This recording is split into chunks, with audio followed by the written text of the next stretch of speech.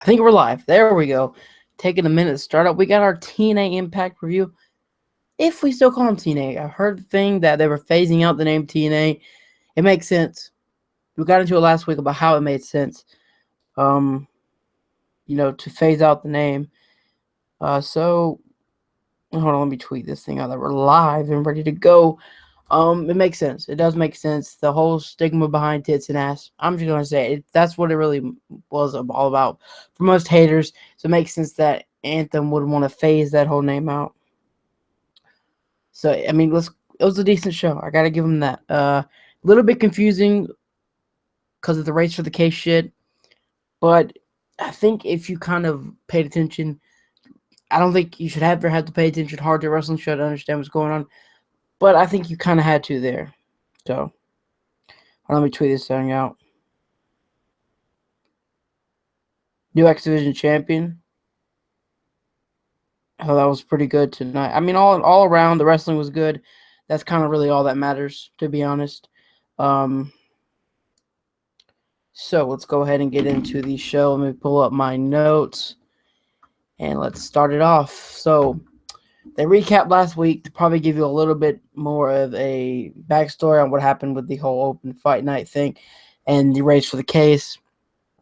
Just in case some people did watch Race for the Case episode, for the people who did watch this, they got kind of a backstory of what's going on, so I think that was a good idea. And I want to throw this in there. I believe Open Fight Night was part of the Hogan and Bischoff era. That was probably the one thing I liked from that era. A lot of people shit on it, so this is one of the things that was decent from that part. So, yeah. That was one of my favorite things from the Hogan Bischoff era, so I'm glad they kind of kept it.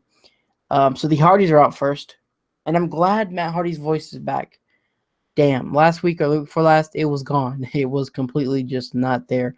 And kind of, it just fucking throws out that they've got a teleportation device. Yes, a teleportation device, and we'll go on a quest for gold. I mean, this should be fucking funny. This should be good. I mean, what the hell is going to happen with this? And if you follow the Hardys on Twitter, you know what's going on. They have went to Mexico, I believe Maryland Championship Wrestling, and some other indie shows, racking up a whole bunch of tag team championships. And I think there was TNA Impact camera crew there, so they were freaking recording this. And was going to have it for TNA. Thumbs up. Double thumbs up for that. If that happens, let's go. And we get to see this. But he pretty much says, because the Bucks of Youth, the Day of the New, and the family of Wyatts could not make it to the Hardy compound, he will go to them. I think he's going to go to he's going to the Young Bucks, actually, at a Ring of Honor show. I think it's Supercard of Honor or some other show. I do watch a Ring of Honor, so some of the stuff I do remember. What's up? So I do know the Hardys are facing the Young Bucks for the ROH World Titles. Maybe it's not for the ROH World Titles. I don't really remember. So Jeff Hardy got the case number 1. So obviously he's challenging Bobby Lashley. Come on, some of this stuff was freaking obvious. Like the Trevor Lee one was obvious, and the Jeff Hardy one was obvious. EC3 one. That whole EC3 and Eli Drake thing did shock me. I did not know who the hell he was going to challenge for. So, Hardy challenges Lashley. Lashley comes out to new music. So, Anthem is changing a lot of things. Gotten Lashley new music. And I like that Lashley was able to hold his own to to the Hardys in that whole, mic thing promo they had. It was good. And, yep. We all know that match was going to happen, and damn, was it a good match. Lashley hit another sick and horrible powerbomb to somebody on the steel steps. Last week he did it to Eddie Edwards and just about killed him on the ring ramp. I mean, Jill was just nasty. And now he does it to Jeff Hardy on the steps. Lashley, though, somehow kicks out of it. Twist of fate, a swanton bomb. He kicks out of that. So fucking Jeff Hardy goes back up to the top rope, hits another swanton bomb, and Lashley gets his foot on the ropes. They're fighting around or whatever, and they go to the outside. This one part just was fucking cringeworthy, terrible looking when it happened. Jeff goes flying over the top rope, did like a swanton bomb on the outside, right? Lashley moves, and Jeff Hardy just splat. I mean, what the hell? Lashley pulls him back in to the ring, hits the spear, 1, 2, 3, and Lashley retains his championship. What a match. What a match. I'm going to be obvious here. Obviously, they recorded these shows. They're probably obviously recorded it after that 30-minute Iron Man match, like a couple days after that, because there's no way Lashley could have 2 back-to-back nights like that, because that was a good match. I kind of miss seeing Jeff Hardy in these big world title matches. TNA had the match of the month today, and it was Kurt Angle and Jeff Hardy. That was a good match. So this was another good match. Obviously, Jeff's his move on. If this was a couple years ago, this would have been an even better match. So Eddie Edwards comes out and asks for his rematch. Don't know how I feel about that because we saw that so many times. I know it's going to be a good match, but I don't want to see it anymore. And he calls Lashley Triple B, which stands for Bitch Boy Bobby. You're done for. You're done. Lashley's going to kill you. Lashley says, you know what? You made me jump through some hoops to get my rematch with you. You're going to jump through some too. If you lose, you're not getting another opportunity. I like that idea because really, it's time for Eddie to move on. And if he's not going to face anybody different for that world title, let's not see it anymore. So, yeah. I don't know when this match is. Hopefully not next week. Hopefully not next week. Don't jump right to that. Come on now. So we move on. That was the start of the show, and it was really good. Good way to start the show. Rosemary wants Brandy Rose to join her in the Decay. She says no. She said, you know what, you're going to make it the hard way. We'll see what happens. I don't know how I feel about this rivalry, honestly. This whole thing, I don't know how it's going to work out. Obviously, Brandy Rose is not the best in the ring, so who knows what's going to happen. But Rosemary can make a lot of things great, and I think she'll make this one great as well. So Rex and Spud. Jesus, this is getting better. This is fucking funny. So they're in a golf cart. Spud is driving him around in a golf cart, and he makes him take out basically like a red carpet for him to walk out on. Fucking funny. The things they do. So we're going to move on. Just finish all this stuff with the day in the life of Aaron Rex. And Rex is getting makeup put on by the makeup lady or whatever. I don't even know what the hell it's called. But Spud just tells her, get on. You're not doing it right. He's putting the makeup on himself. He says, oh, that's bloody marvelous. And Rex is like, hold up. I don't like violence. So I'm like, oh my God, that was great. So another thing, my favorite one is when Spud is singing Aaron Rex, just singing the name Aaron Rex. And he's like, one more time. Keep going, keep going, keep going. Robbie E comes in. Spud's like, hold on. Aaron Rex just goes, stop sign, I died. That was fucking great. And so Robbie E challenged him to a match next week, and that's what we're going to get. I like where this rivalry is going. Glad they're using one of my favorite wrestlers, Robbie E. And yeah, I like this Aaron Rex and Spud thing. Pretty funny so far, I got to say. So that was good. Let's jump back into the next part. Sienna versus Brooke. I didn't tell you this was the worst part of the show. I didn't think it was going to be. The thing that made it the worst part was the crowd was not there. They had nobody in the stands, really. And it was kind of dead. That's what kind of made the match not so great for me. It was okay.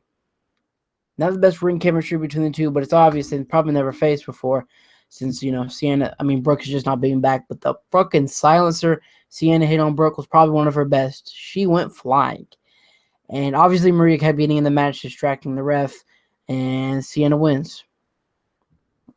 Hopefully this match gets better and they give these women or knockouts, whatever the fuck you want to call them, a better matches in front of. I just got to say. It was fine. Just the crowd wasn't in it, so it just kind of took away from the match. We're going to move on. DCC is out next, and they use their briefcase. Obviously, they can't challenge for the tag team titles. I saw a lot of people on Twitter saying this kind of confused them. It makes sense to me if you think the way that you can't challenge for the Hardys because they've already used their case, and they're the tag team championship holders. You can't challenge them again. They've been in a match. I mean, obviously, if they weren't the tag team titles, what champion, whatever, it would have made DCC would have challenged it for the title. So they challenge the Decay. Hopefully this is the last time we see this match because two heel teams going at it. It was kind of hard to call, but damn, this match was actually pretty good. Crazy Steve, they fight on into the crowd. James Storm is popping a fucking dumpster onto Abyss, which was fucking crazy. But Abyss fights it all back, and fucking Crazy Steve with a crossbody off the stands, which was pretty cool. They fight back into the ring, and they pull in the thumbtacks and the barbed wire board. Eddie Kingston gets fucking chokeslammed on the thumbtacks, which was crazy. Always crazy spot. Usually Abyss never actually gets that move in, so I'm glad he did. Kind of like the Janice thing. And then they go on, and Bram comes in with a fucking beer bottle, pops it over the head of Abyss, then super kick from James Storm to the barbed wire board, which was another crazy spot. And then that fucking Bram had the table set from the ring apron to the hitting chairs over here, to the ring apron to the fucking ring barricade or ring fences, whatever you want to call them, and fucking Spike pile drove Crazy Steve through the table. That was insane. That was pretty good. That was a good match, and the DCC win. I enjoyed that one a lot. One of my favorite matches of the night. I was gonna say it was the Jeff Hardy Lashley, but that match was good. We move on to the back. And we go to Maria telling Braxton Sutter that he has to propose to Laura Van Ness, or you know what will happen to Allie. What is going to happen? I'm enjoying this. They have dragged it out, but I still find myself wanting to know what the hell is going to happen in this crazy Allie and Maria, and they've drug and brought in Laura Van Ness, or Laura Van Yes. Mike Bennett, since he's not doing anything, his contract's apparently up since I saw on Twitter yesterday or today that he's not signed with anyone, and the rumors are true. And they've brought in Braxton Sutter, making Braxton Sutter do something because his X Division thing was kind of bland. Just saying. So I don't know when that's going to happen, but it should be good. This stuff with Allie and all of them has been pretty entertaining so far. Galloway's out next and cuts a great promo. He always does. Always out there kind of great promo. They need to fucking resign him.